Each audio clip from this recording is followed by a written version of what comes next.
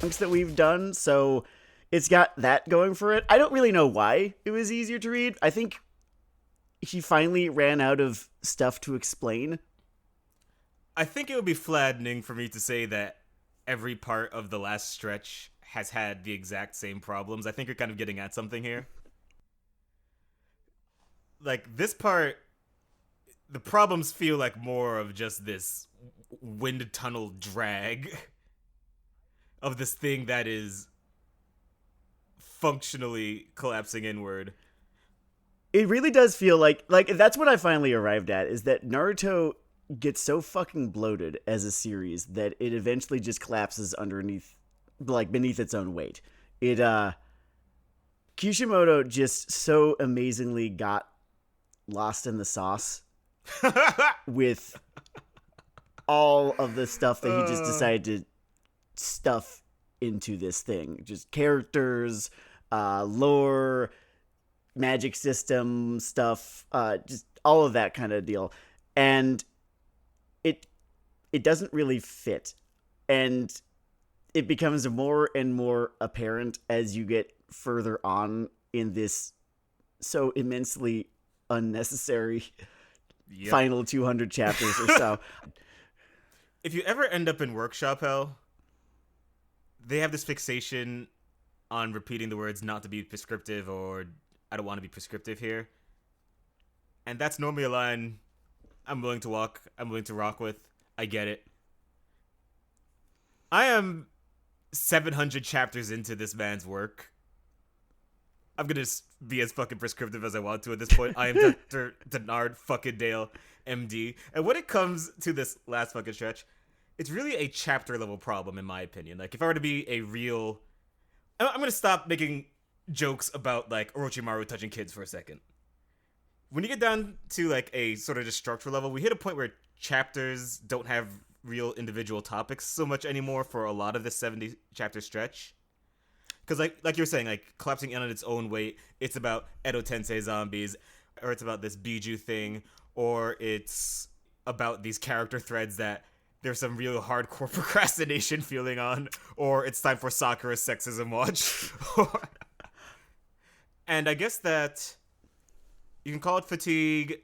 If you want to be a humanist, you can blame it on the fucking Shonen Jump well-paid slavery system. I want to keep that as, like, if this was not a podcast, if this was like a video essay, let's say, I would put a little thing in the corner of the video that's just always there that says also Shonen Jump is a factor here. It's just omnipresent. It's just opaque enough that you always notice it. It's a really weird thing. You have to imagine that your dream was this famous sweatshop. And, like, if I get there, my socks will be all over the fucking world. But I have to make each of those by hand. Oh, his headbands 10 minutes ago.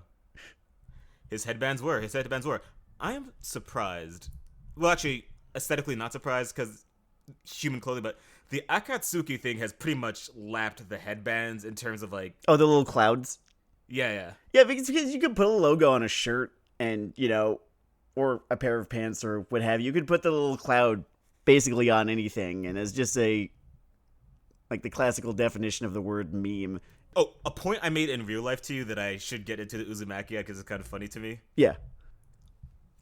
For Kubo, who lived and breathed fashion over on the Bleach side of things, to get lapped by this one fucking pajama design is the funniest shit in the world.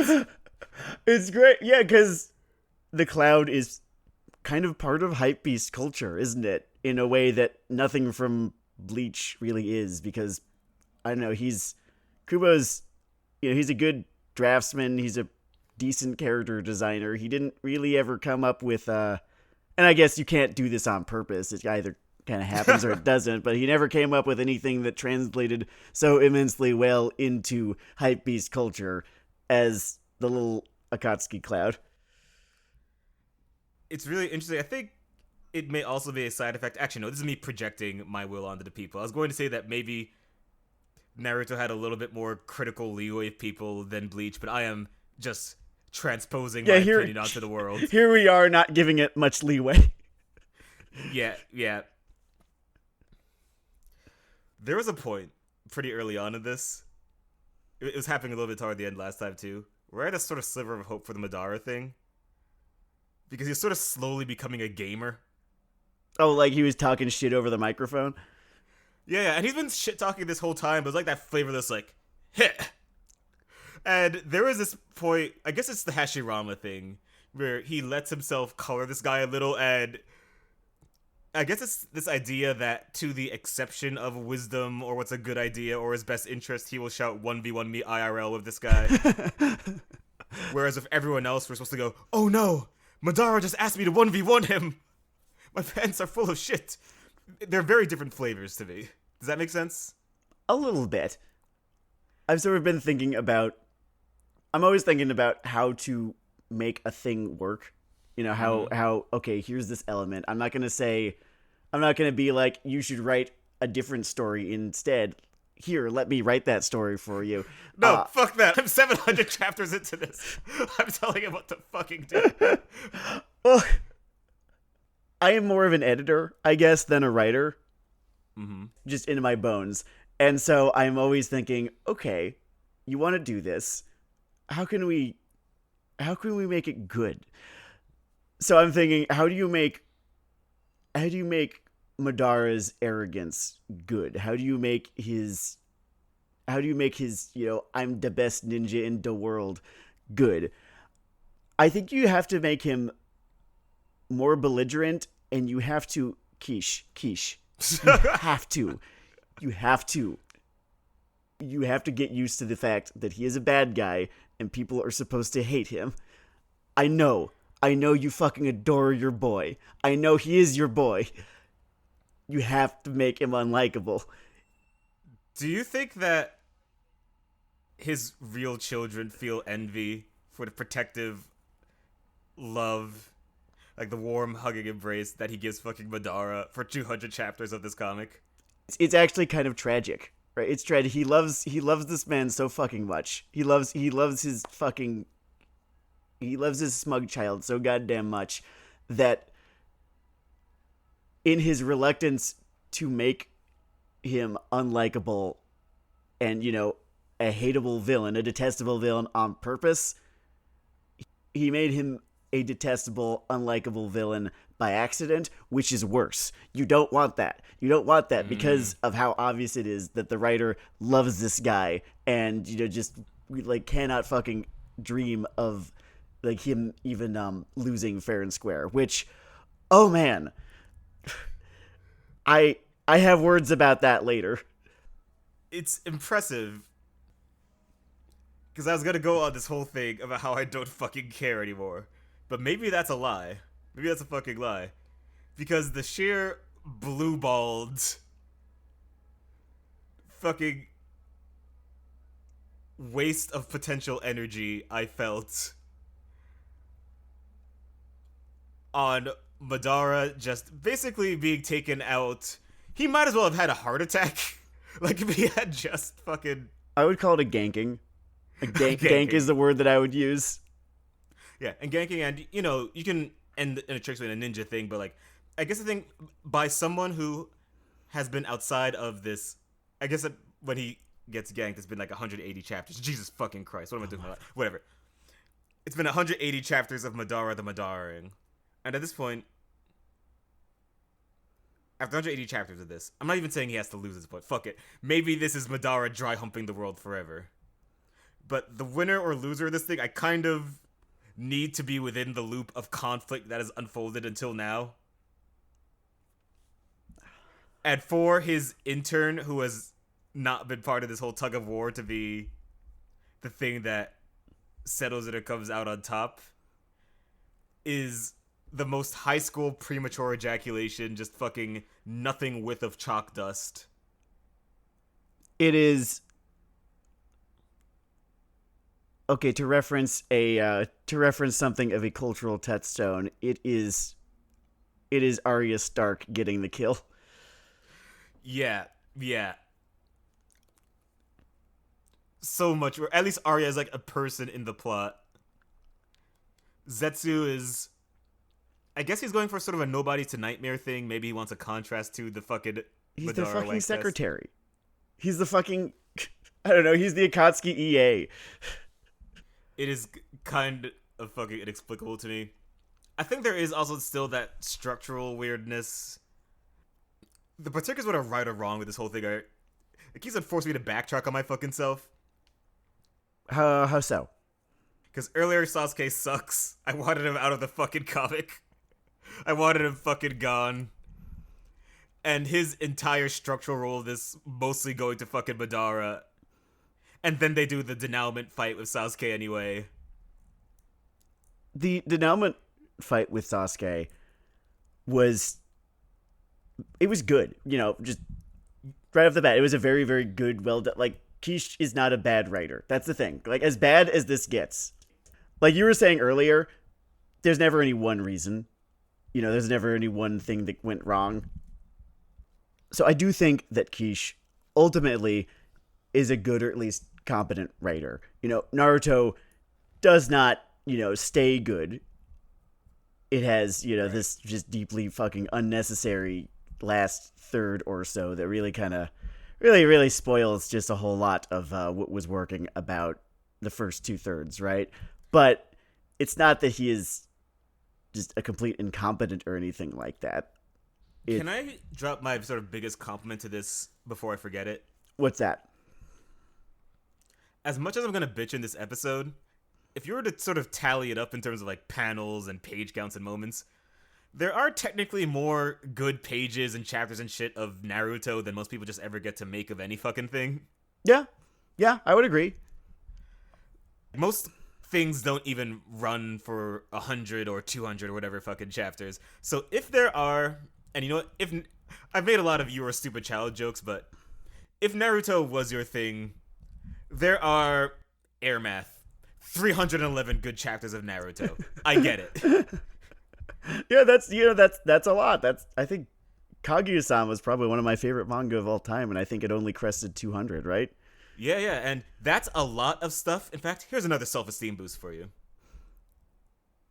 Because I went and looked back at that shit. There are more good pages of fucking Naruto than Harry Potter. And Kishimoto isn't the fucking bigot. Yeah, he did publish at least one page of Naruto, didn't he? Mm-hmm. So, there's that. Lord. Fucking... That's the weird thing about talking about Naruto and its legacy, right? Because it was, you know, here's the thing, even at its best, it was still inconsistent. Yeah, spiky. And then it is just very consistently not good for, you know, this last run. Like the second Edo Tensei happens, that's it right there. Then we only have like a couple good chapters left. Like definitely less than 10 after Edo Tensei happens, right? Probably less than 5 even. And so does that, you know, how much does this count against this thing's average, right? Does it nullify how much fun either the series often was when it was cooking? I don't know. It kind of speaks to how kind of flawed an idea it is to put a letter grade or a number grade on something like this, you know? That is the thing. You cannot Game Informer, RIP, a lot of media, especially, I guess this is, I have to look at the fact that this is a fucking weekly thing in a way when I look at that question, right? Mm-hmm. Because there is sort of a open mic kind of effect of, do I think of this as its own little effort in a way? That is perhaps valid. It's probably not my approach, but that's because I just did a 700 chapter fucking binge read. Yeah. And maybe that almost makes the highs feel higher and the lows feel lower. So like everything does feel very cumulative in this format. We talk about, you know, Shonen Jump and the medium, I guess. I don't know if we're exactly thinking of the same thing, but the industry is always what it is, and you kind of have to decide for yourself how much you want to be thinking about, okay, but there's industry nonsense, because every, you know, piece of art that, you know, people have consumed generally, or most of the art that people consumed, right, is being brought to you by, some collection of suits in a building, right? Right. And so part of me with this, whenever there was yet another retcon chapter where he, just changes his mind about a villain or just writes a backstory so that someone's fucking motivations make a little bit more sense, or, this, that, and the other thing. Part of me wanted to be, okay, well, it's Shonen Jump, and he kind of had to be writing really, really fast and didn't have time to think. And you could do that, right? And that's valid. If you want to, you can absolutely do that and just sort of include it in your final sort of appraisal of the series or a series. But also, you can just look at the series as it is, just as it is presented to you, and make up your mind from there. The former presents an interesting scaling problem because the straw man in my head thinks, okay, well, you can look at, like, I don't know, what's a piece of pandering shit? I don't know, your Borderlands, your fucking latest Deadpool, fight me. And, and the fucking ashes you could put on almost any movie that exists is, hey, so everyone in this cast dodged 16 mini Harvey Weinsteins and just got over an eating disorder.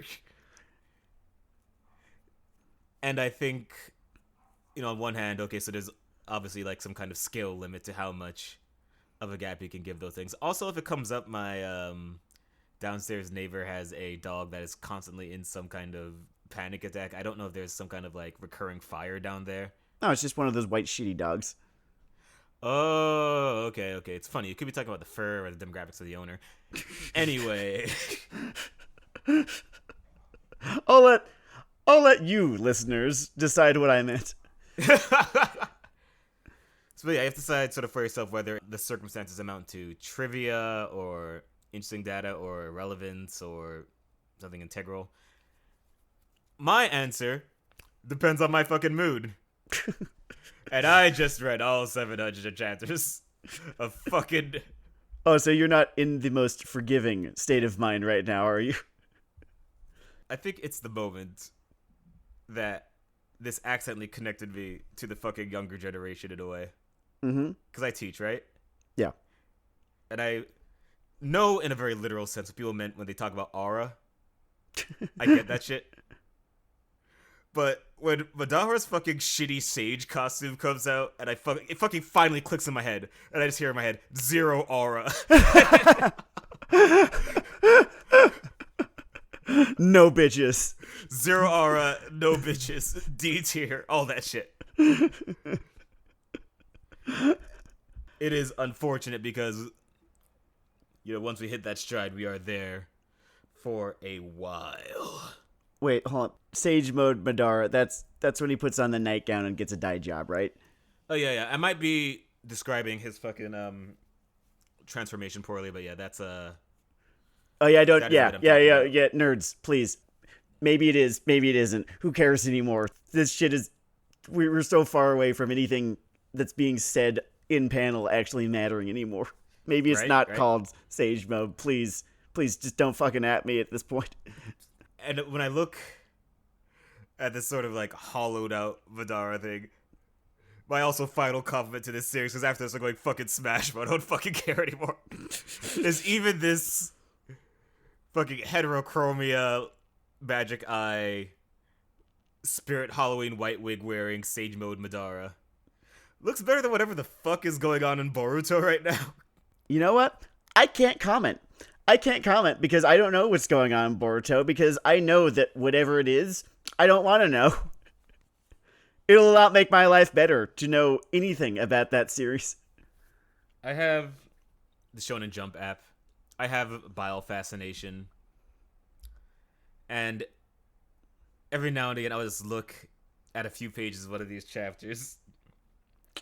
And Naruto's fucking paper jam dipper son is there in an art assistant's idea of... They really want to bottle the lightning of that Akatsuki robe shit, I guess. Oh, for fuck's sake. God, guys.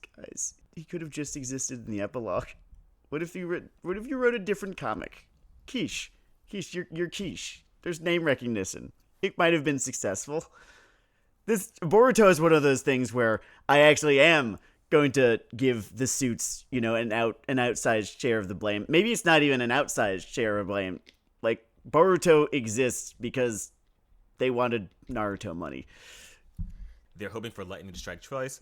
If they couldn't get Naruto money, they were at least hoping to get that money. Dragon Ball Super sad fucking sack money. Just any amount of money, really.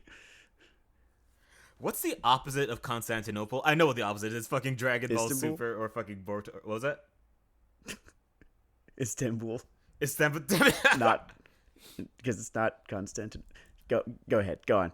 One sad day in my 80s, that joke will not scan to people anymore, and I will realize that it's time for me to go. Oh, that's a sad thought. Right, that's like I just have to walk into snow like a fucking Viking. You can just like go into the desert. Just end it like Paul Atreides did. Fucking great. Watch your son become a worm. You just don't understand what the kids are doing these days. All right, I think I need to get down into some of the particulars of. Oh yeah, just the play-by-play. Yeah. So we're back into, I guess, version 4 of Everyone versus Madara, right? Yes. And at this point, he is D Edo Tensei, which almost makes me get into thinking in that fucking nerdcore voice, well, if he doesn't have unlimited chakra anymore, how is he? And then I realize the only reason that thought comes up is because I'm fucking bored. So the problem here is that I am fucking bored. I think that may have been why it was easier for me to read this particular span of chapters, because individual bits were not making me mad anymore, because it was just so fucking whatever. Yep. And it is very strange seeing someone who can draw and can tell story just cram every corner of a panel with exposition in that sort of style of talking that no human has ever used to describe their actions, that you probably care a lot less about when it's spaced out and cool things or things that you care about are happening. But when it's people describing plans that aren't going to work, you know they're not going to work. Because Madara's not allowed to die because he's like some kind of fucking DMPC from hell. Oh, yeah. I was going to say DMPC from hell, Ninja Wizard Hulk Hogan, WCW Hulk Hogan. WCW Hulk Hogan. Yeah, so a lot of this stuff doesn't work for him, brother. And in the midst of all this, we have kind of a sequel to the Gokage, we're going to do it together thing. Okay, you know where I'm going with this. Just every time two guys, more than one guy shows up and gets like a whole page where they make a pose. It's like, what are we doing here? It's like, fool me once, shame on me. Fool me twice. No, the other one. Right? There we go. You know, it's partially that thing I've always been making jokes about. Like, even in its good parts, Naruto is just about your starter. And they do the full Team 7 Power-Up Rangers pose together. And it even comes with a little bit of Sakura dialogue. I wrote this down because the Kishimoto Sex's Watch is a near and dear child to me. The beginning of this last chunk features... It seems like he's trying to fix the Sakura problem that he has created, or at the very least, give her some flowers or something to do or whatever. So he creates a bunch of mindless 10-tail monsters that she can beat up, because there, have your minions. You can like, that's credibility. I have this nascent memory. It might not even be a real person or real image, but just middle school social studies class and this kid in the back row frantically just scribbling in his notebook. It might not even be English at this point, just so he has something to fucking hand in. And that's how every attempt to sell soccer for a second feels in this stretch. Yeah, it's always too little too late. He's like, you can't fucking half-ass this, Quiche. You actually have to have her be a player in this game. And the line that sort of stood out to me was, "Do you see me as some sort of weak female who can't keep up?" And I'm like, do not put that evil on the characters, the reader, or yes. your fucking editor. You did this. It's you. You did that. That's you, Kish. I am not fucking going down for this. You think I'm gonna be fucking co-defendant of this bullshit? No, homie. No, it's not going down like that. I will snitch. It's gonna be like fucking Jimmy Hoffa in this bitch. I will write this down in triplicate. I will give them all of fucking Al Capone's tax records. You hear me? I am like everyone that P. Diddy knows right now. It is all coming out. You think I will tell out the fucking freak-offs, Keish? We don't even fucking sell baby oil. That was a twist. That was God. A twist. Okay. There's sort of a lesser version of that, though. It doesn't matter as much in terms of me not giving a shit, but there's a bit of the sort of Konoha 12 thing again, where at least it wasn't promised so much that they are an integral gear of this. It's just their irrelevance is more like a funny fan kind of thing in a way, you know? I guess they weren't exactly promised as these guys are going to be very big players throughout the entire story. You know, they will all have they will all play big parts in the events to come. Certainly, I would have preferred to have seen way the fuck more of them, and it's always, and I'm very, very disappointed that we didn't. I'm disappointed that their spans of, I want to say, dozens, if not hundreds of chapters where some of them don't even show up. Maybe that's wrong. Maybe they all show up at least once or twice an arc in like very small cameo-ish ways. But there's a difference between like standing in the background and acting and developing and having the little one-on-one box outs that comprise what matters in this comic. Yeah, all the other good guys in the comic that sort of replace them in terms of, you know, driving things, just being there, moving stuff forward, are just these old dudes, it feels like, most of the time. Just all these older characters. I'm glad to hear that, because I was almost feeling a little insane when I was talking about this a few episodes back, but the fucking seniority thing in this comic drives me insane. Because A, it just completely dicks up the structure of like following this set of kids from like their youth to this point where they take over or whatever, because none of them actually fucking do that. I know a lot of you with your stupid incorrect childhoods just love Guy getting that whole Madara punch off moment. Meanwhile, Lee is in the corner in the fucking cuck chair. and I am wondering, it just feels like this active choice to make things less than some of the parts that they could have been. Lee gets which is the same crazy. treatment that the female cast does. Yes. Like, boys, guys, come here. If you're not jiggy with the wokeness, think of it like, look at Rock Lee, right? Look at Rock Lee, which, if he is your favorite character, if you happen to look like Rock Lee in that you are a bug-eyed cartoon character, whatever. If this was your point of engagement with this series, if this was your point of relating with anyone in this series, and all they did to that character was what they did to Rock Lee, I think you just invented the Weeaboo sensitivity seminar. I think you may have actually changed the fucking game of that one. Like, what if there was this is what it's like? What if there was an entire, demographic that looked vaguely like Rock Lee?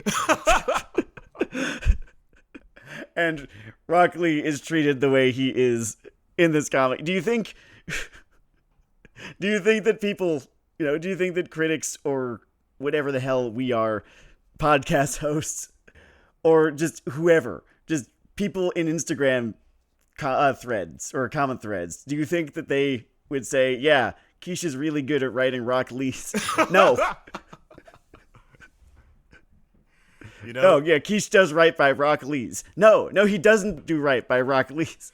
It's not great. And then you have to imagine that, maybe there is some real Rock Lee's in the world. I mean, it gets kind of awkward in the place of history and how society treats its little Rocklys.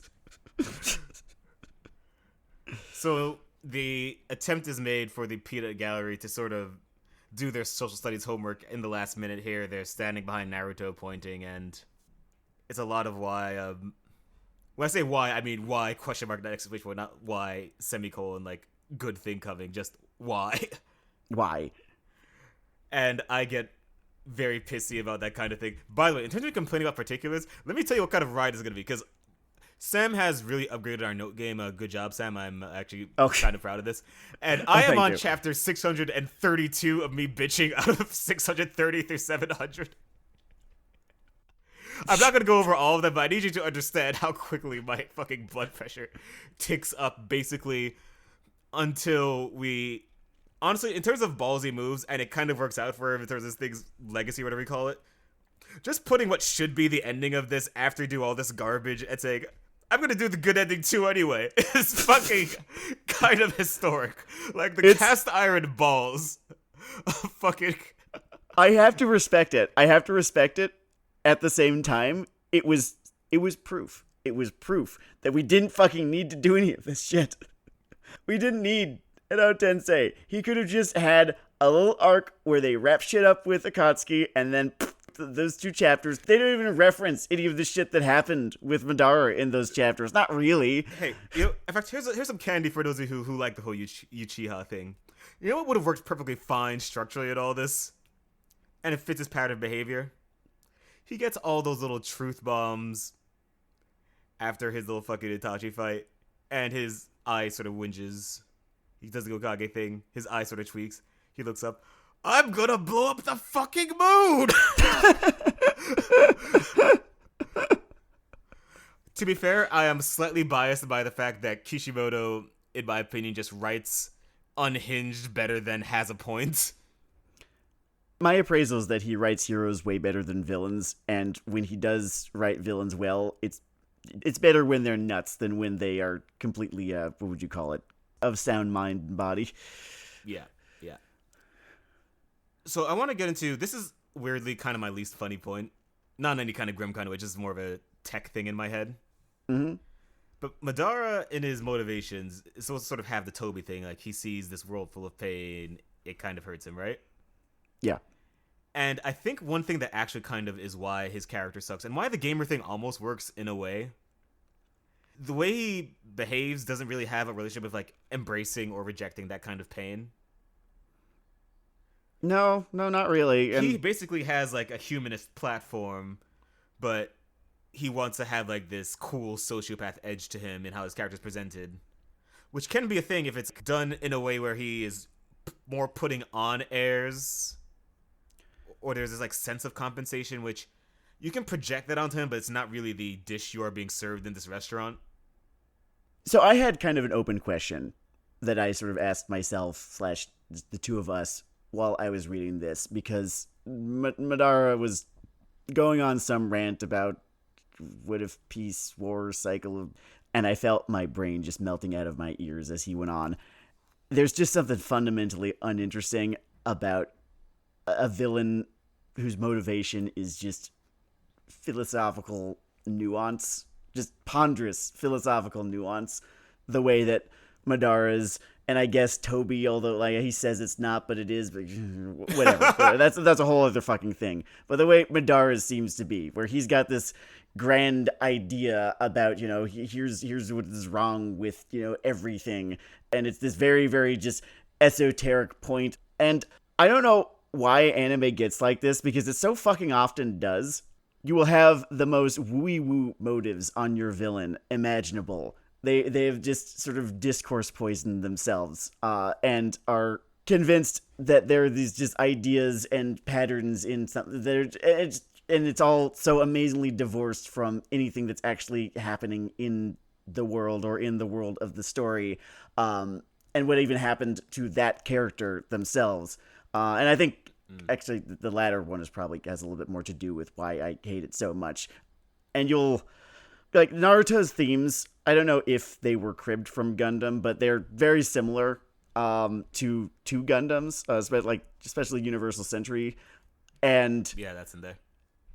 And I'm just like, okay, so why does it work there? And I think it's because just like the bad guys in the Universal Century shows they do ultimately have like pretty selfish motivations, and sometimes they talk up, just the various ideas about like the cycle of war and revenge and violence and peace and such. But at the end of the day, you were watching just another fucking power hungry asshole. Yeah, on some level, it is a man screaming his fucking ex-girlfriend's name into space. Yeah. That's a La La Soon joke for those of you who are fucking robot heads. So, what's the name of that one Final Fantasy villain who wanted to kill people because there wouldn't be suffering anymore if everyone was dead? Oh, dude, I am missing half the entries. I've basically played 1 through 3, 10, and like 13. That would be kind of a cool project if it wasn't for the sheer time sink of it, and I feel like I'll be speaking very broadly. Oh, no. We're not taking on a project even close to even this size for a while. I totally get that. I was looking at some of my old notes. Do you know what was in there? Do you know what it fucking said? What did it say? Legend of the Galactic Heroes. No. Fuck that. Fuck that. No. Denard, I love you, man. We're not fucking doing it. I think I would fucking remarry the same person before I fucking committed to that. Okay. I think those are salient points. I noticed that there's this sort of overlap we have in terms of like his behavior and motives not really lining up. No, not even the least fucking bit. And I think moving either of those would be more than some of their parts. I can honestly rock with some kind of philosophically discursive villain if there isn't that dissonance, but that's a whole delivery kind of thing. And where delivery, we are, they have to have a fun personality too. yeah. And his personality is not fun. Like there's nothing entertaining about Madara. But at the end of the day, like that's the biggest problem. He's not an entertaining villain. I bet the like 2 moments of his I like are even probably moments that a lot of fans of his probably dislike. It's like, hey, he lost his point. Like, no, please, Gamer Madara, please. It's like, also, the point I sort of forgot to draw the circle to close the loop there was that I think I'm actually kind of drawn to the dumb Gamer Madara thing because that's actually sort of a relationship to this whole ninja world of violence thing. Like, his brain has just been gooned out on murder. Like, that's maybe more of a tangible thing in a way. But fuck me, I guess. If they'd communicated that better, if that had been like weaved, because it feels to me like if that is there, it's there kind of by accident, and yeah, authorial intent, whatever. But I didn't see any, I didn't notice at the very least any effort on the part of the story to sort of treat Madara's whole thing as a symptom. Oh yeah, it's not where it goes. It's like that flicker for a second I saw during some of the Hashirama shit, and then it sort of leaks out into space like any hope that Tsunade will get a moment before this comic caves in. Oh, she gets a moment, all right. Okay, yeah. Fucking Orochimaru basically only comes back to shit on Tsunade. Like, he used to be the main villain, and then this hype, like, the galaxy's most dangerous pedophile. I did not know it was possible to siphon the personality out of an operatic, murderous weresnake nonce terrorist. That is theoretical physics level of pasteurization. But they fucking do it here. Yeah, the second that he has a bad guy no longer be a bad guy, he's never really sure what to do with their personality anymore. It reminds me of that thing that happens to every Batman villain for like 6 months every 10 years. Where they'll get a solo series like, I'm gonna go straight and solve crimes in Gotham. Oh, cool, what are you replacing your thing with? What? Oh, it's gonna be that kind of series, huh? I shouldn't bitch. I think that probably worked out with the Riddler for a while. I feel like when they did that with him, it was good for a sec. And I guess that's just what Catwoman is now. Huh. Yeah, it's interesting sort of how... Oh, and those 10 good Harley Quinn comics we got before the great long Deadpool darkness. They once again, fight me. So there's a conversation to be had there, and okay, to bring it back to this, with your Sasuke's and Might guys and whoever else top the popularity charts of the world, where I wonder, am I doing myself a disservice by being like, the people are wrong, when you've got characters who are this wildly adored, and you think that they are the most aggravating fucking characters, or it's the most aggravating show, or someone is the most aggravating, like musician or pop star, or like dumbest movie, whatever. And you're just like, no, you would have to be an idiot to like this, and why, and thus, everyone must be an idiot. And I know that I'm probably doing myself a disservice, right? Whenever by writing off just whoever, because when something is that popular, it means that there's something about it that a lot of people can engage with, and I am. If you want to feel better about your tendency here, I think the real sort of root thing of it is that framing future narrative choices in terms of popularity polls and the shit, like making that choice, there's an innate cart before the horse kind of thing, because these characters that resonate with people these days resonate because you're telling a story in the way that you're telling in the way that you were telling it.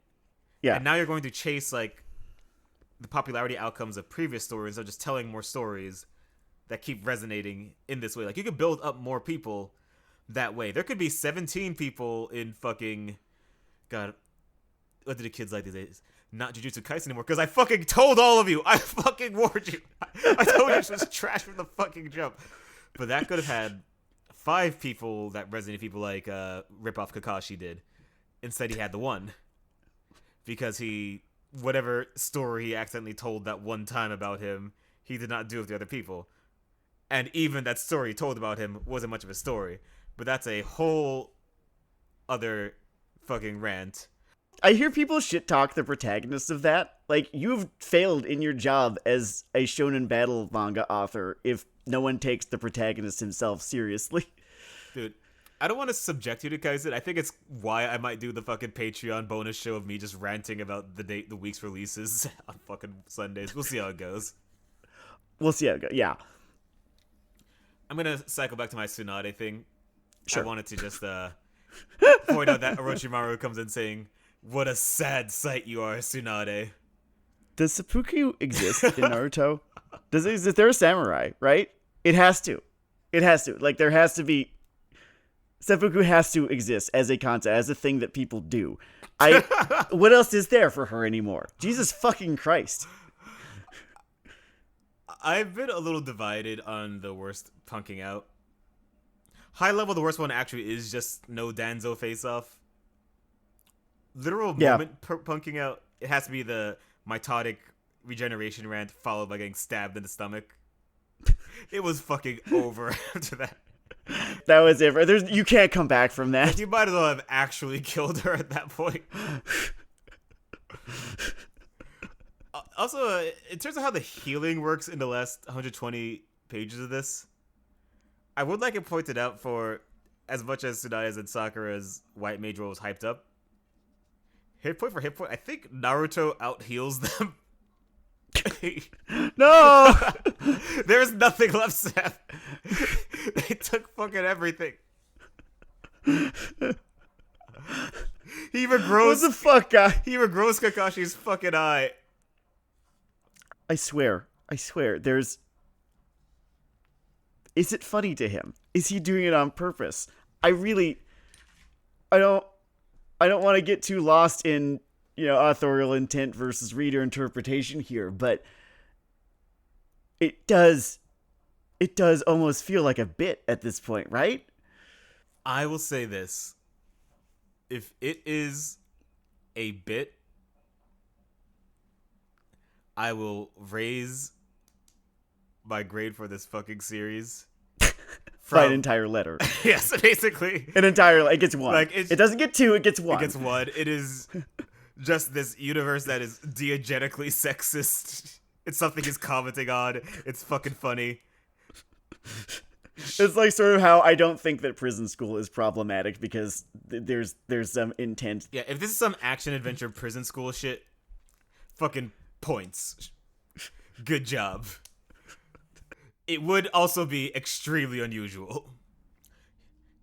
If you're feeling nice, I'm not. You can chalk out more to serialization than to sexism watch. But do you remember when the fucking ninja tools drop from heaven and Tenten's like, I could save the world! I can't say that I do remember that moment. I'm so sorry, Tenten. It happened. Because her feeling that shit, I guess, is also off-screened. Our off-screen goddess Tenten. Oh god, I feel so fucking sorry for her in the fucking epilogue. She fucking like, she runs a weapon shop that no one goes to. In terms of this Jesus actually Christ. is too prescriptive, but it would actually be kind of an efficient solve for almost all the gender problems in this fucking comic. What's that? So almost there's a lot of rule of threes in this fucking comic, right? All these trios, and there's generally one person you don't give a fuck about. Yeah. If you just collapsed like the girl and the Sasuke of each one into one fucking person, And then you end up with a smaller cast too. you end up with a smaller cast. Everyone gets to do stuff, It would have been a good idea. and yet it turns. But at least we get a lot of Sakura crying and so on. Okay, I think we made some good high level points. I just want to make sure I don't forget a lot of the endless fucking narration that drags me into my own psyche throughout this. Yeah, it never gets better. It never gets better. One thing it's like clarity kind of flies out the window into space, and when the exposition is muddier than the art behind it that conveys the idea, I don't think I've ever seen this problem quite in this way, honestly, because the things he's good at are kind of fascinating while this is playing out, because it even feels more unnecessary. When an old hovering man is sitting there with his wisdom staff, and then you explain for 10 pages that he is this mystic force, like, no, I saw the... I know. I can read. Please believe me, I can fucking read. I almost feel like it's momentum. Come with a journey on me here. Alright, journey, cool. Quiche is aware, as he's writing this, week by week, with not but the scantest plans in mind, right? He is aware of how overstuffed and overcomplicated this has all gotten. Just how much shit that he's layered on top of, one on top of the other, and always has to be kind of holding the reader's hand, because he's created this story that involves all of these fantastical elements that are too complicated at this point to understand without all this fucking narration. Mm-hmm. And he's so used to doing that. He's so used to narrating fucking every single goddamn thing that happens that he does it for the shit that he doesn't need to narrate anymore. This actually brings me to a big problem I have with this story-wise, and I think that's honestly just well put what you said. A lot of the expositive narrative bits in this just literalize things that were themes that were understood in the fucking story. Like, I see these people mirroring each other. I see the fucking cycle of violence. I do not need them to literally be his fucking kids going through SmackDown again. It's quite baffling, yes. And it annoys me in a very particular way, because I think it kind of undermines their conflict a bit. Because, a big idea here is this stuff is, like, eternal and human. Can we ever overcome this? And I think it's really flattening when it is literally just these two punching out again. It taught me that either I or Kishimoto, I think it's me. This is actually a me problem. I evidently have some intense ignorance on the concept of reincarnation, because both of these souls are kicking around doing things at the same time. Like, Sasuke and fucking Madara are both reincarnations of this Indra fucker, but they're both fighting each other, but even though they're reincarnations. Okay, well, maybe there's an Edo Tensei loophole in there somewhere that I don't give a shit about. I'm sure there is. I'm sure he explained it at some point. He's never guilty of leaving you without answers. Should we talk about the whole Indra Ashura thing? Can you gin up the ability to give a fuck? I didn't care. I was like, okay, that's sure, fine. I have a bit of feedback for it that makes me feel fucking insane. What's that? So many of his full late game discursive flashbacks have actually worked that I am here, someone talking about a shonen anime in a critical way in 2024, saying, "You should have done a mid-fight flashback for it if they're this important." And I'm bleeding through the corner of my eyes as I admit this shit. This is what they did to us. This is what they've taken from us. Look at what they took. Like I'm here writing a book report about the fucking early economic benefits of slavery.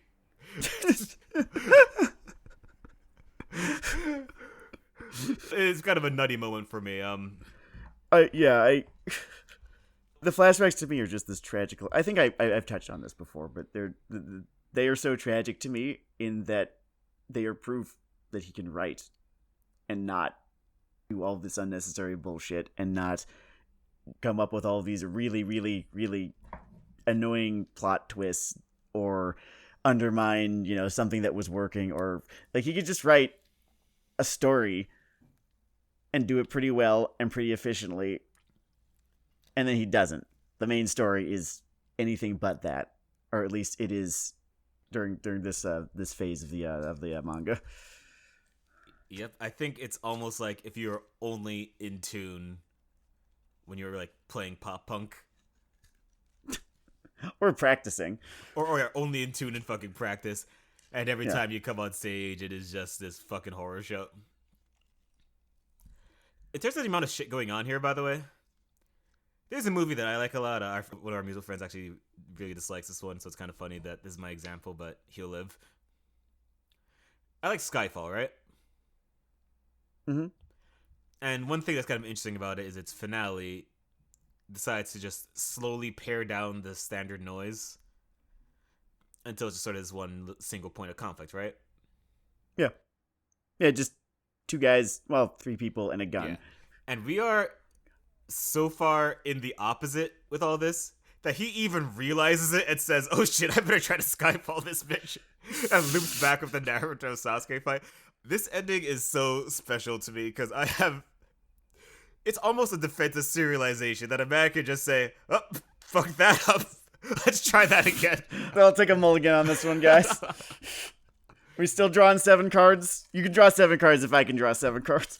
Oh man, good on the fucking humility there in a way. Just looking at all this Madara and saying, "Ooh,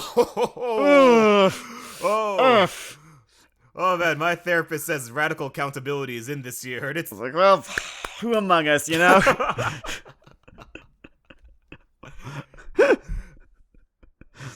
All right, so I'm going to skim a lot of my Indra Ashura thoughts because I as I look at them in this document, I'm realizing I literally don't give a fuck. So I registered that the Indra Ashura thing was a thing, and it sparked neither joy nor rage. This whatever. lore could have been an email. It's so immensely like, okay, fine, that's a plot point. Thank you for telling me.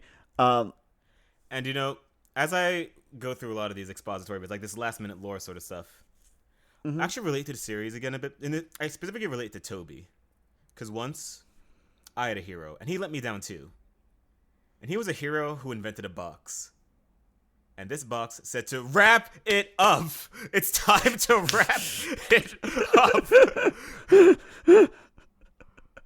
Shut up about the fucking tree. Shut up about the fucking tree. Shut up about the tree. I think there were some big points about Yamato in this that I just was not registering information about anymore. I can't even riff on it. It just happened and it just washed over me like the fucking tides.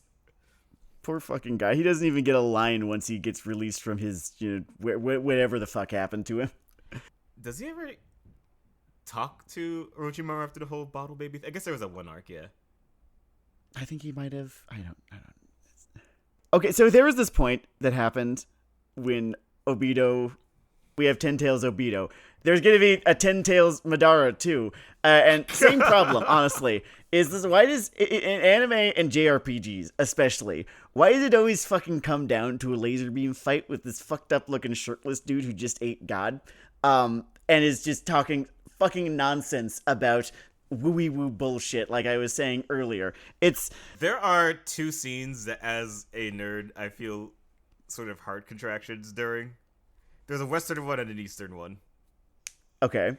Where we live, we are addicted to this sequence where, like, it's a very specific era of Roman warfare. Mm-hmm. We all stand in two lines and run across a field at each other in the fucking climax. We do? Dude, I've never noticed it. it is the one thing I bitch about in Black Panther. Oh, yeah, you know what? Yeah. No. Yeah. Yeah, you're right. We do that probably a little bit too much. It's like less specific than this though, you know? It is perhaps less specific than this. It has that effect on me. But yes, the weeb shit equivalent is in fact this pale death rides a horse fucking version of someone descending down and going on a rant to the effect of, I will end suffering. Now I can solve the problem. And then, it takes 3 paragraphs for him to explain what the problem is. Ugh. Or it'll be something like, unfairness is the problem. Like, okay, yeah, I guess it is, guy.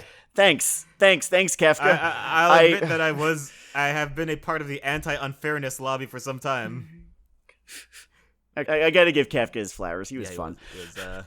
You're just pulling a random Final Fantasy villain name out of the fucking hat there. Well, I mean, he did it too. Like, so he's not necessarily innocent here, but also, it was. I don't know that the trend started with Kafka, but man, there's just so often does this happen. And I'm just like, you can end your high fantasy epic. You can do it. You can end your high concept fantasy epic with a knife fight, and it could be fun. Like this shit could even rule. Like, you were there in the spring, right? And everyone was just screaming Lisan Al Gaib at the top of their. Yeah, like, it can be cool. It can be a lot of fun if you just keep it. You keep it simple. You keep it. Just. You're allowed to boil it. Doesn't down have to be complicated. To a simple, coherent point. If I were to enter the kingdom of hypocrisy, I do remember liking the Full Metal Alchemist ending a whole bunch. But I guess that was more about the unwinding of Father's whole perspective in the first place. Well, and also it ended with a fist fight. Oh, wait, yeah. I was thinking about everyone standing around Father, lobbing shit around him. You know what? Even a broken clock, and this is more me just bitching about a cliche. I'm not saying that this cannot be done well. It can. It has. Kafka, we were just talking about him. You can make fun movies of Roman warfare where they actually might stand across the field and run at each other. It was very strange. They were flanked by jets. Wakanda's in the fucking future and they're doing this. Okay, I'm moving on. Civil War. The Captain America Civil War movie. It worked there. There we go. Mm-hmm. It was what everyone was there for. But although it wasn't warfare, it was just, like 7 guys and 7 other guys. In terms of how our pre-finale is structured here. Yes. This whole thing where everything happens 6 times. Mass death, mass revival, mass death, mass revival, bonding of Kurama. I don't know why we decided to play finale Pong, but it does not add up to a more enjoyable experience. Once you're on the third, mass resurrection, or once you're on the third final conversation between, Naruto and Minato, what do we gain from this? It's just fucking workshop level stuff. Just what is this adding? How does this further anything? Is this here to get us from point A to point B, or is this standing between point A and point B? And it is usually the latter. And in terms of things repeating, double, triple beat, or whatever, you people are fucking illiterate. Because for a decade, you have all talked to me about how there's this instant magic talk no jutsu bullshit. And he has explained to fucking Toby why his plan is shit 30 chapters ago. and this shit is still happening At length. And I'm like, oh my god, can we please get this plot coupon everyone has been whinging about for 20 years? At the risk of sounding like a broken record, much like this comic, it works. It's an element that works. The Talk No Jutsu thing is good, actually. Man, the positive column of this whole recap is interesting in that we've discovered that there is more good Naruto than good most things. Talk No Jutsu works. It's weird. I sound like Lewis Black whenever I talk about the fucking stuff that works in this comic because of how frustrated I am with it, like just standing in opposition to all the stuff that doesn't work. Right.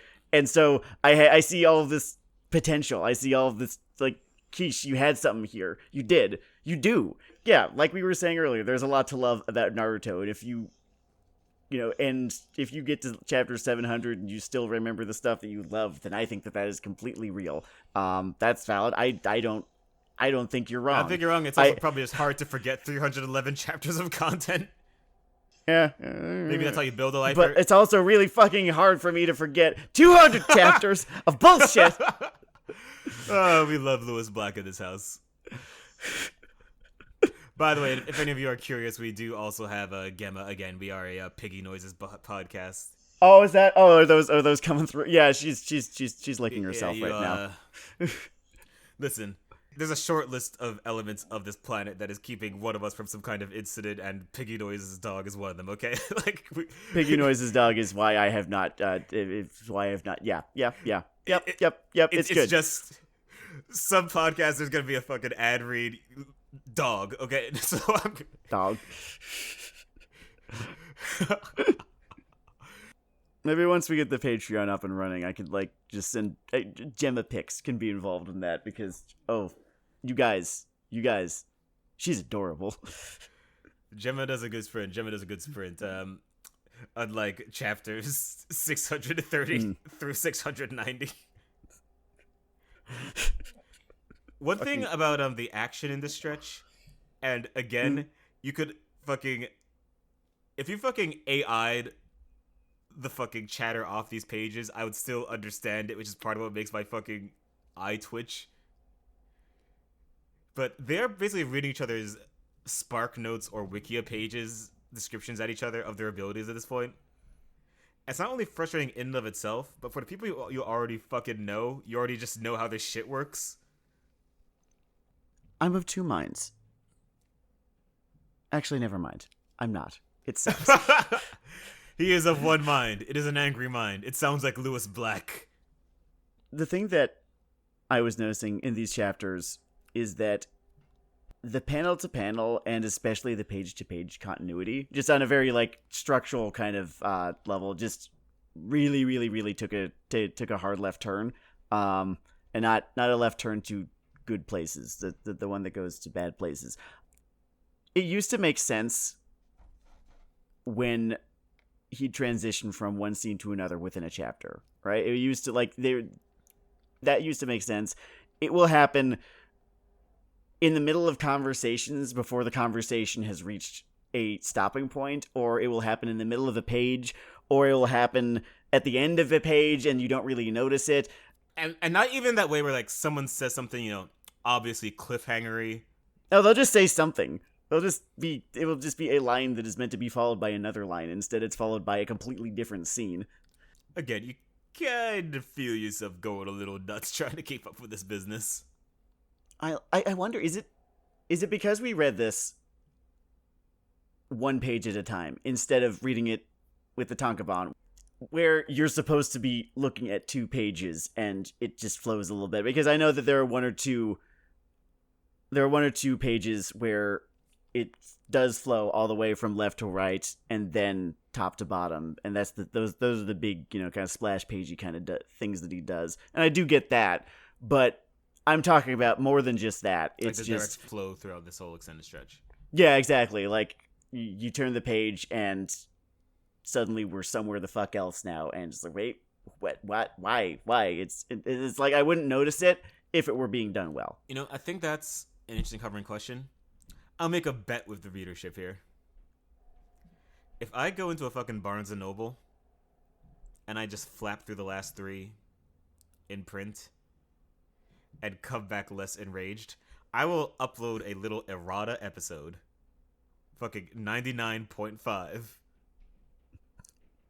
Saying it hurt my genitals less to read it in that format. I deeply suspect, that for 8 out of 10 pages, our non-splash pages, we will have the same layout problem. It necessitated me rereading shit a lot, which I don't like that. I do not like having to do that. I already have to do that anyway, just because I will be at the end of the page and realize that I have glazed over everything in it, which just happens with me a lot of the time. And that's a me thing. We don't need to garnish that, though, you know? Yeah, when it seems to encourage that, that's when I'm like, hey, you knock it off. You tighten that shit up. And when your mind starts to wander in that space, you start thinking about dumb shit, too. Here's just a thought that hit me while I was just stuck listening to the fucking corpse of Toby's motivation in like, sage mode. Mm-hmm. Because we have the situation where he's still talking about fucking Rin. And I'm sitting here. And I wish I was a better person, but I'm bored. I'm irritated. I'm wondering, so in this teenage plan of his, is he going to like fuck Ghost Rin? Like, is he stealing? Is he stealing Orochimaru's gimmick? Is that what I'm reading here?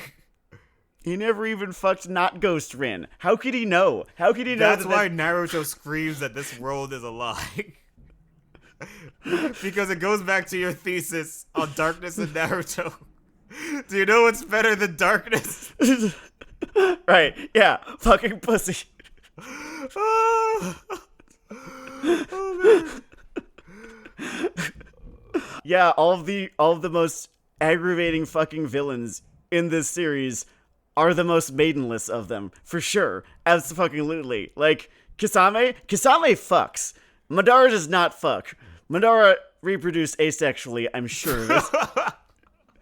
And Obito didn't reproduce at all. Madara, I think he just made little Edo Tensei. Jesus fuck. Man. Fucking incredible. So I just want to, because it's still around, because it's still fucking around. There are less of them. It's better because there are less of them, but they're still around. They're still stealing shine, still stealing light. I really need to explain how much I dislike fucking Edo Tensei ghosts. Coming back to like resolve trauma, like unfinished tech support tickets. It is just dramatically limp. Yeah, you can do it once. You get one of them. And, you know, we were just talking about how much this thing loves repeating itself in this in this phase of the story. So they have it. It does feel like it's no less than half a dozen times. The most egregious to me is Minato because of how well put together Naruto meeting his fucking dad was the first time. Yeah, that was great. We didn't need more. We didn't need more, guys. It is like if fucking Thomas Wayne was just on an EKG machine throughout the entire Batman franchise. You just hear loud beeps every other panel. I mean, I know it's fan service, right? You know who's like so fucking close, like who always rounds out the top 5 in the popularity polls. It is Minato, right? So I know why it's happening, and it's definitely not a good enough fucking reason. I guess it could be worse. Like the fan service in this thing could be worse. It could be like gross and lurid. Not that I'm anti. It's not regressive fan service, except maybe narratively. Not regressive, yes. Like, yeah, you could have titillation, you could have lurid stuff in your, but like it doesn't make you feel like, yeah. I guess there's that. It's got that going for it, which is nice. But man, I'm hammering this one again. But like, I didn't want more Guy. He was fine. Like he he was fine, just as much guy as we already had, and I didn't need this much Madara. If he had he's gotten so in the way of Naruto's whole over thing. 20 pages, rear naked choke asphyxiated Rock Lee, it would be less abuse to his mentee than the eating of his soul and just role in the universe in this fucking comic. And then we have to talk about, well, I mean, we already did talk about it like an episode or two ago, the Hinata problem, which is Hinata. I'm jumping ahead, but like they don't even show up on the same fucking panel together in the epilogue. Is so fucking funny. He does not want to fucking write it. It is. Denard, he does not want to write that fucking arc. I think they must have fucking chained him to a goddamn desk to write the movie where they get together. It is pretty excellent. He gives so little of a fuck about Hinata that her fucking superpower fell out of the fucking eye arms race. Oh, very, very quickly, too. She had a really, really bad start in Civ. In this universe, I would rather have the fucking street credibility of just normal eyes than to be a Byaku shitter. Yeah, 100%. Like people would say, you've got some pluck to you, you went out, you learned some shark-based techniques.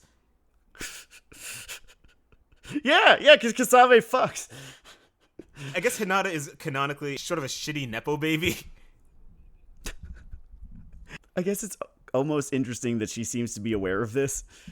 But also, still female character Naruto. Like, the no point is... Oh, man.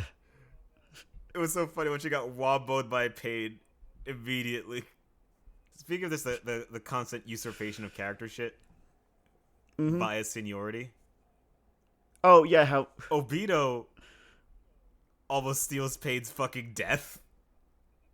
He fucking name drops him while he's fucking doing it. Yeah, he doesn't almost do it to Nar, he just does it. It's kind of incredible.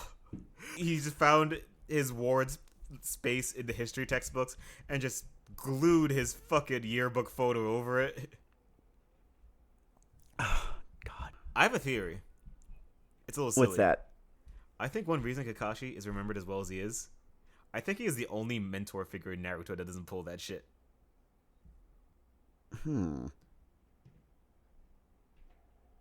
Yeah. Guy stands aside when it's time to. He actually executes the whole nourish the next generation and let them do things instead of... I guess Jiraiya kind of does too. God, it's been so fucking long since we've said his name. Oh, yeah. I mean, he goes and dies. He goes and dies. Jiraiya gets while the getting is good. What a fucking G. The best thing that can happen to your character in this thing, as it turns out, is dying. You are just so much less at risk of decay in that way. Called shot for Boruto's garbage, by the way. Called shot. Ready? Called shot. Ready. Edo Tensei Jiraiya. Before that thing ends. Oh, I bet. They can't not. The thing already exists for fan service. People like Jiraiya. It is shoot. There's money there. Oh, man. Remember that embedded Gutsy Ninja chapter? That was a fun touch. I did like that. Okay, we are going to be here all afternoon if we keep going on about like the stuff that they rehash. They rehash a bunch of stuff. A bunch of shit. A whole bunch of shit. A whole lot of fucking shit. It's harder to give a shit about than like a bad dates blog. Like I get it, Madara fucking wins. So we can go back to Kaguya. I guess compared to like a lot of the mold we've been eating for a while, is just more like plain bread. She certainly is there. There's so little like it's. She doesn't monologue. I thank you. It does not help her that we are 4 one-winged angels deep at this point. But there's a deeper problem. There's a more elemental problem. If you're getting annoyed at this is one of the last times I'll get to shit on this comic for this. How do I put this? In fiction, you teach me about the logic of your, story, your narrative. In spec-fic, you teach me about the logic of your world. And I pay attention, I read, I enjoy it, I absorb it. You teach me how to read your work. And Kaguya, our final boss, is a woman in Naruto, and do not try to tell me Jeez. Two things on this one. Two things on this fucking god fucking damn it. That. B, three things, I guess. One of them is what you already said. B, 9 chapters. I counted. To Madara's 180. 100 fucking 80 of The them. fucking conversion ratio. And most importantly of fucking all, instead of letting Sasuke and Naruto take care of business with Madara, you invented a woman for them to beat instead.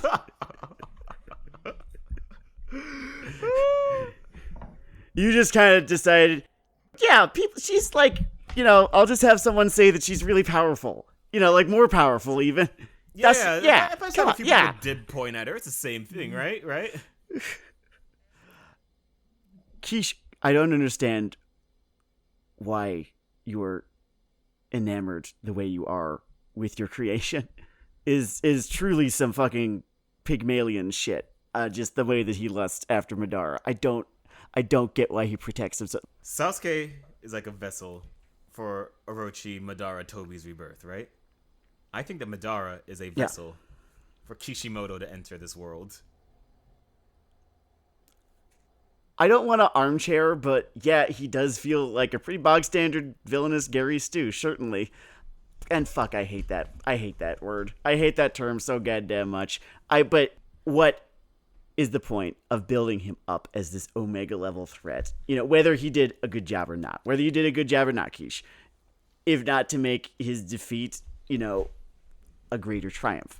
So why do you deprive the good guys of this? Over 180 fucking chapters. It's like, did he threaten to leave and go to Fairy Tail? You're the writer. He can't do that.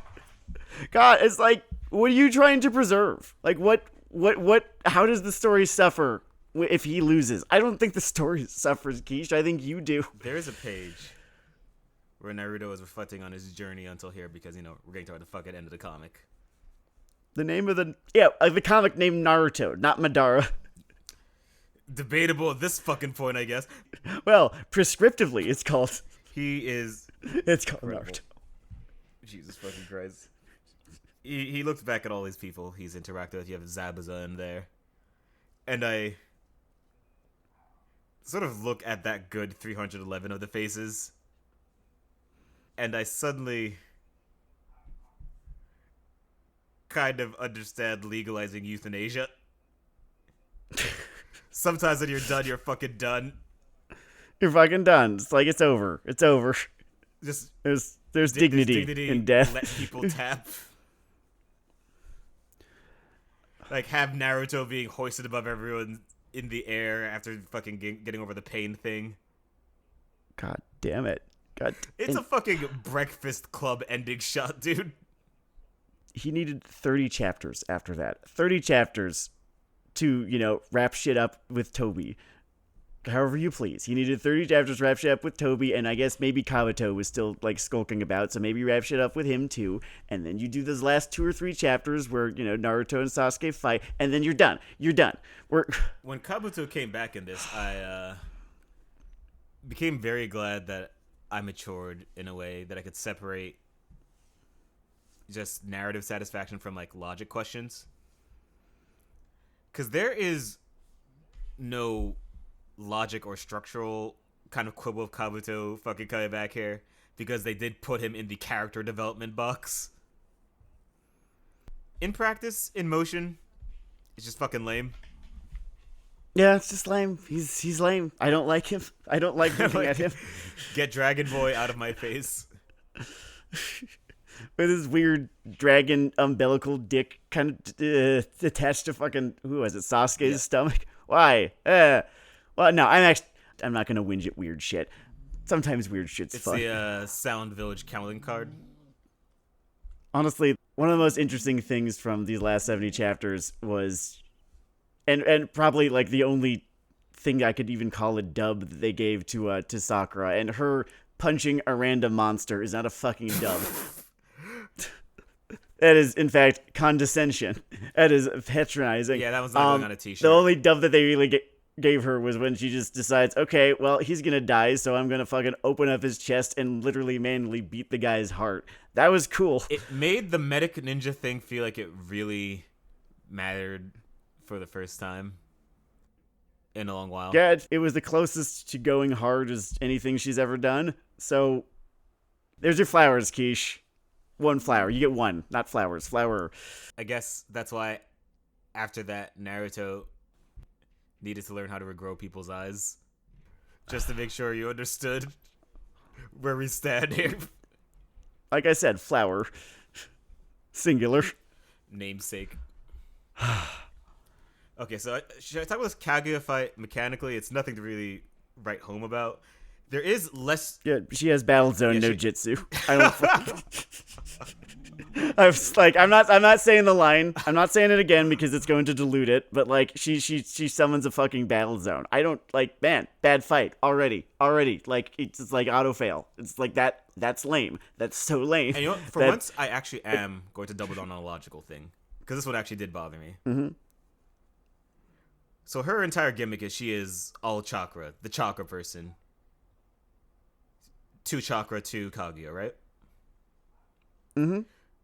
Her entire framing in this fight is, if I keep using this ability, I'll run out of chakra, and I am screaming at my fucking phone. Oh, I was just so amazingly divorced from the actual mechanics of this whole thing. I'm just yelling, you had one job, you had one place in the fucking universe. Is it because she's miserly? I don't know, maybe that's...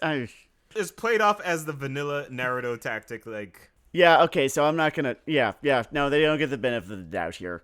Fucking... Christ, By the way, I just want to point out before we get to the last stretch here. Mm-hmm. We read 700 chapters of fucking Naruto. I made a critical retrospective about it. Can we get our own, like, ninja mountain? Like, can we get our faces on something? Is that an option?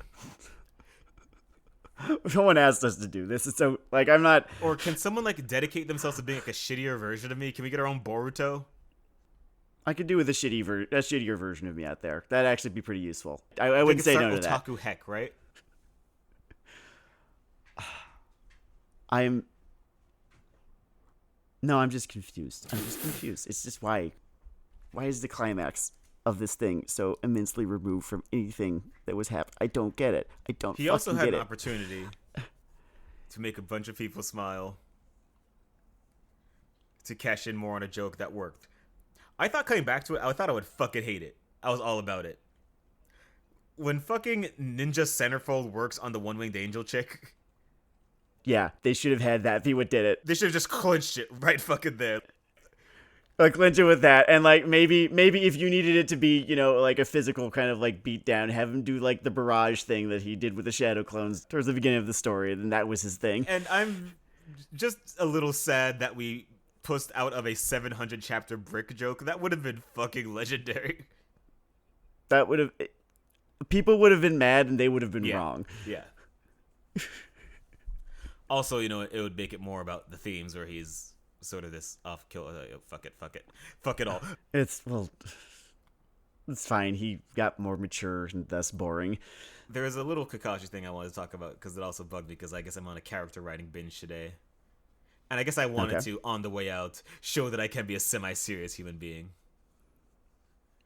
So, during this fight, you know, Kakashi's struggling with his relevance, how to keep up during all this, how to contribute. And I'm like, oh, this is cool. Like, he's going to try to use his, like, pluck and training and skill because he's a smart guy. Bang, new Sharingan. I hate you. I hate you so fucking much. I hate this fucking planet. I want to eat nails and die. If I was still engaged in all of this, I probably would have hated that too. It's just incredible. Like, I was putting up very legal posters around New York City when I was reading this because I'm not dedicating 100% of my fucking attention to what's happening here. And I think all of that glue I inhaled, I think that like tiny bit of temporary breakup insanity I had last week, I think the amount I drank before that, all of that did less damage to my brain than just that frame where it's just two Sharingan again. If it plays, it plays. If it plays, it plays. Just, oh god. Okay, we could talk about the final couple of chapters now, right? Can we talk about the final couple of chapters now? So the final couple of chapters have something I haven't seen in a while, where two people like punch each other without many words behind them, and like you know where they are geographically. And it's and you can feel kind of like the impact of what's going on, and it feels like there's it feels like everything they're doing matters. Yeah. Like, every move has either purpose God, can or you imagine? flair. It's all trackable. There's danger to it. You're thinking, oh man, someone could get hurt. Even Sasuke's idiot motives have been dialed down 40% to something that, like, a dumb human being could believe. I'm not sure that I still had a problem with his little Revolution intro speech. Or like, no, shut up. Just say that you want to fight still. Just say that you want to fucking prove that you can beat him. Like, that's it. That's like, because that's what's... Just Vegeta this bitch and move on with our lives. Just fucking Vegeta is. Like, that's clearly what you're after. That's clearly what you've been about this entire time. I don't believe a fucking word of anything that he's said about his problems with the world or what he's gonna do. I haven't believed a fucking word of it. He's just a fucking teenager with an inferiority complex, and he wants to fucking prove to himself that he can beat Naruto. That's it. That's like, and if you tell me that, like, he's more than that, no, I don't believe you. I think he's full of shit. I think he's leading a revolution against story structure. Okay. So, this fight fun. The boy's just determined to end this comic being as much of an unrelatable dick as he started. Like, he even fucking punches Sakura, the goddamn guy. Like, why?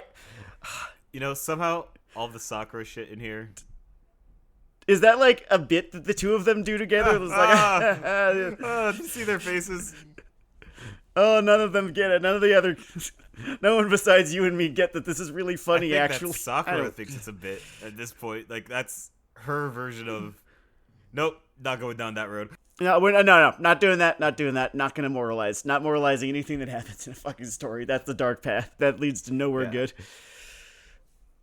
Alright, so I enjoy a lot of this last fight. I even think... Yes. Once they get there, I even think yes. what quibbles I have on it are just lag from all the shit that happened before it.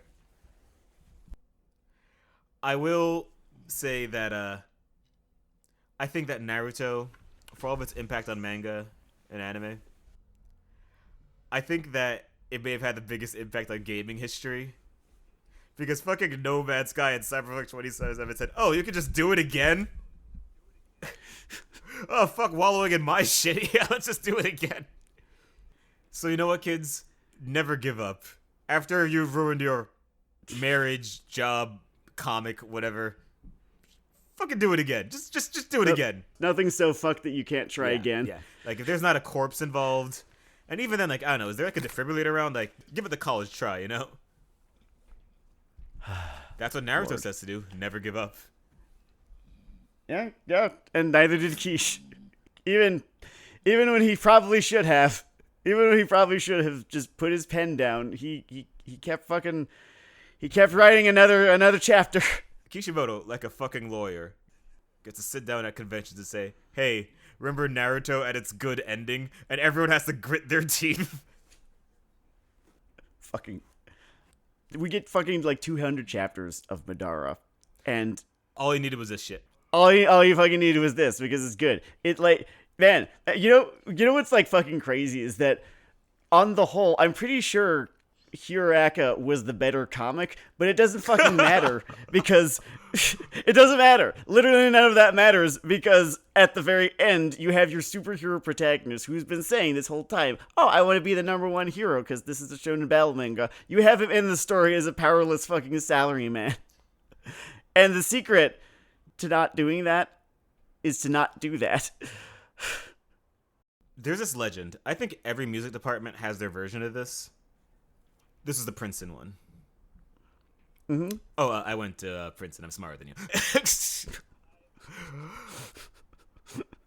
The local legend is just hoity-toity music professor. Someone's practicing piano in the lobby. They have to get up. They leave this chord unresolved. And this guy basically thunders up there and just hits those last 3 notes. He's like, what the fuck are you doing? Can we go home now? And this almost feels like Kishimoto has just watched someone bang his head against the keys for a while and just leave this lingering thing. And then he just presses 2 friends fight.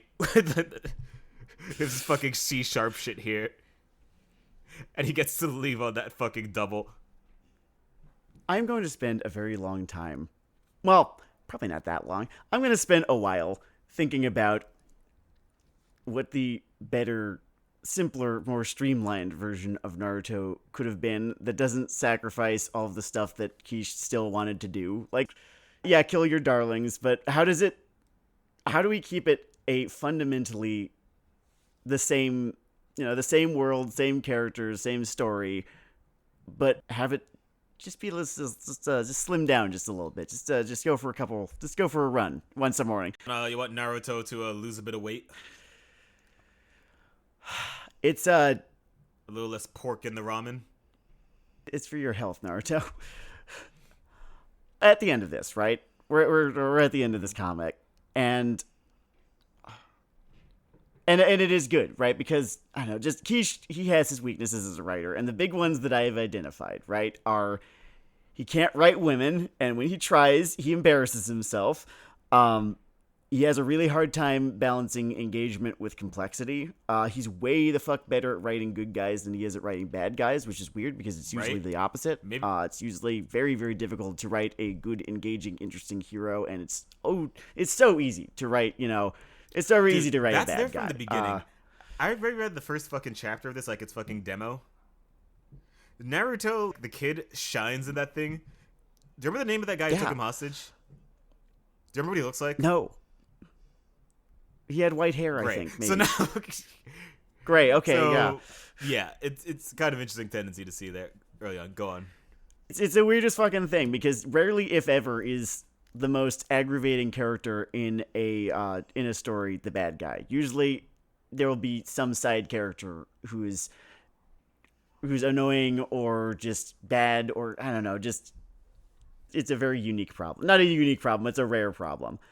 The other couple of things that Kish struggles with is that he just gets so amazingly lost in the sauce with his world building, and he's also just too wishy-washy to be writing a story this broad in scope by the seat of his pants. It is a really terminal lesson in the fact that a story is not its lore. Ultimately, you have to kind of think of something like lore or world building the same way you think of things like action or humor, which is that they are tools and not necessarily... They're tools, yeah. Ends. They're not the end. They're the means. And this definitely is a lore demonstration of that because all the lore we established doesn't really add anything to these dynamics of like what these things are about in the end. Yeah, more is not always better. A world that has more stuff to know about it, more stuff about it, doesn't necessarily make it a better There are story. People with Naruto tattoos on their body permanently that they paid money for and they enjoy that could not, with a lethal weapon pointed at them, tell you the Sage of Six Paths' birth name. Fuck it. They couldn't tell you who Indra or Ashura I bet probably, yeah. Fucking Lord. At the very least, I want to kind of close with a compliment here. He can end the hero's journey, for certain. He does right by a couple of his heroes. He can do right by his main character, for certain. And, like, that's the thing. Throughout this whole thing, Naruto himself kind of comes out unscathed by the 200 chapters of bullshit. Like, not entirely, but less scathed than everyone else. He is very lucky in that sense. Naruto's problems are kind of additive. Yeah. There's just too much shit that didn't need to be in there or that didn't work, but like the things that work are extant. I cannot deny them. They were there for about 312 chapters of this. have a good time with that. You are beating the Rowling Heads. If you are of a certain age, you can look at your Bleach friend and say, eat it. And then you can continue to sort of clench your fist whenever your fucking One Piece Chad friend walks in with his high-powered job and girlfriend. And says something about dreams. They will never die. Zihahaha. I had some fun with the epilogue. That was, we'd be better off if Boruto the comic did not exist. But there he is in the epilogue. But the thing that Rock Lee has a son, and no, he doesn't. That's not his. It's not his. Does someone want to tell him? Hey, at least in this way, Neji lives on.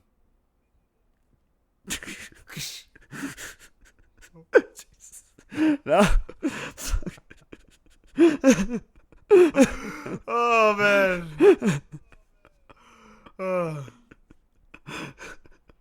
Or he found a way to reproduce asexually because he is just that fucking maidenless. Somehow, in a story with fucking Toby, he won the maidenless bowl. Actually, no, it kind of defies the standard foundations of the term, but I think just Karen is actually the most maidenless person in this fucking comic. Here, it is in fact the most maidenless. Yeah. Borderline. Because I don't think they tell you. They don't tell you in the manga, but she ends up being Sakura's midwife. Jesus fucking Christ, have some self-respect. Yeah, I think you had a point about if seppuku is real in this universe. She might invest in some procedures before that midwifery. Yeah, that's fucking wild. God. It's like a pug. It's like a pug where you're like, why do you exist? Your existence is cruel to you. So we are at the tail end of this whole Naruto thing. I think that this is a fine time to ask the question. Interesting in my head, at least. Okay. Is there a peak and or a valley to Naruto for you? Yes, there definitely is one of each, and I'm just going to need to think for a second about which one. I think peak is the page, and it might have been 2 pages where he shows up and just one hits one of the pains. That is pretty golden. That is, I think, as good as this thing gets. It's such a freaking perfect moment. It's earned. It leads to one of the better fights that we get in this series. I was going back and listening to when we were talking about the pain fight, and I think I actually want to revise my position a little bit. I was grouchy, perhaps unnecessarily so. It works. It works. It works. Pain works. It all works. Pain as a villain works. Just better than I think I was giving him credit for. Or maybe I've just been to the desert now and I'm desperate for water. The nadir of this series is it comes very, very late. It comes very late. It is the words, "I am Kaguya's will." Which I think is up there with somehow Palpatine Return in terms of just the all-time classic, oh my fucking god, that kind of line, that moment, that just oh god, where it's just a fucking disaster. You were just witnessing a fucking disaster happening in 3. What? I am Kaguya's will. 4 words. So I'm going to do mine in the opposite order just for variation, and because it's sort of a tonal echo of what you just did. We all have trials and tribulations in this life. They cause little blood pressure spikes. Mm-hmm. And, I had a little flirtation of matrimony, and, at one point, you get the bad news about whatever's going on with them, right?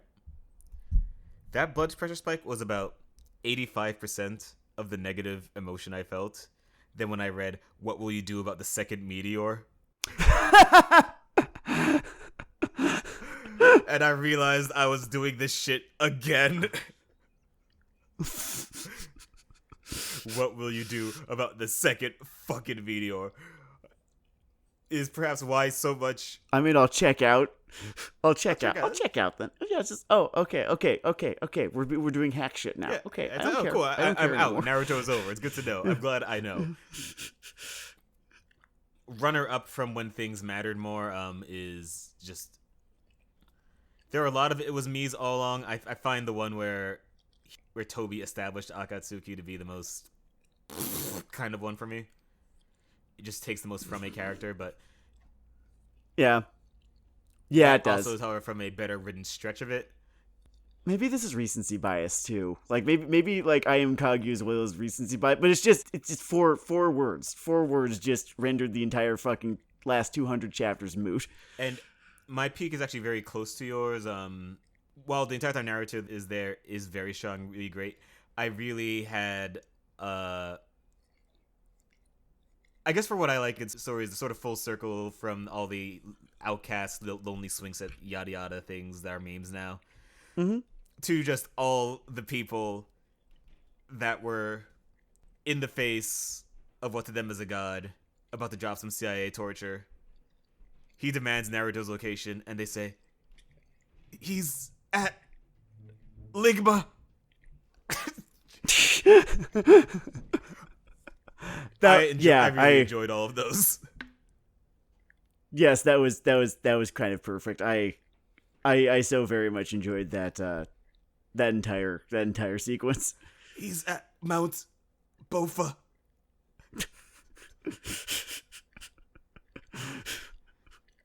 Mount. Oh wait, no. I don't know that I've got much riffing left. It's totally cool. You are 2 hours into talking about fucking Naruto. I hope that you all have enjoyed the Uzumakiad, which I, a 2-time author, I'm pretty sure this is my longest and most difficult fucking work. Definitely longest, definitely most difficult. Yeah, we're if we do anything even approaching long form again, it's not going to be this long. Oh, long form. Hey, we'll watch the Hellsing movie. That sounds nice on fucking long form. I know where you fucking live. Oh, wait. No, hold on. I did the fake out. I was just ready to fucking throw elbows just now. He's primed, folks. He is ready. I'm not doing this again. And this was my idea too. I can't remember if I mentioned this, but this was I suggested that we do this. We closed the loop, dude. I did this to me, as it turns out. Radiohead fans here. That's just. I am going to just go have a carbon monoxide handshake. This has been Weeaboo Hell. It is Weeaboo Hell, and I am dancing on Eric Adams' grave like it's a fucking disco. Oh my god, fuck you, asshole. It feels so good. I hate you. I hate you so fucking much. You're going the fuck down. I fucking... Oh, he's trying to do the Trump thing as though he actually has people who like him. No, you don't. No one likes you. Everyone fucking hates you. Everyone fucking held their fucking nose when they voted for you. You phenomenal, comprehensive dick. Go ahead. It's beautiful. I'm done. I'm watching him dick himself out of minimum security. Do it. Yeah, do it. No. Eric, the windmill. Please. Eric, please, do it. I believe in you. Tilt it. That windmill is a bitch. It's got nothing. Don't resign. Don't resign. You shouldn't. To the last, you and Menendez can start a gang. All right. This is Weeaboo Hell. It's Weeaboo Hell. Eat my ass, Eric. It's Weeaboo Hell. Fuck cops.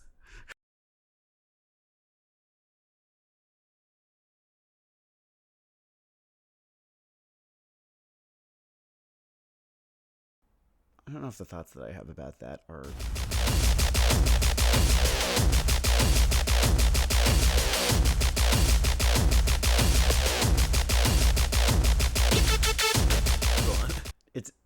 Wait, what fork? Okay, so basically every open source-ish software will at some point have a violent civil war, and someone will take their ball and go home. Oh, God, that's hilarious. I fucking love that. It's really funny. I have no horse in this race, but Audacity has stopped working on my fucking desktop. Oh, And Tenacity is working, so here I am, I guess, flying the rebel flag. I guess we making circles now. Yeah, we are making circles now. Exact fucking mundo.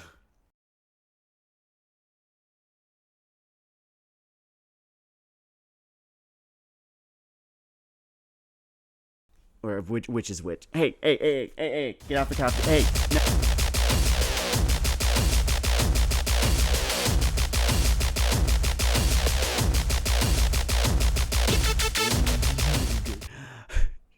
Okay, so no, sit down. I'll give you a walk in a second. Yeah. Just got me a stinger. Oh, she's really good. Okay, so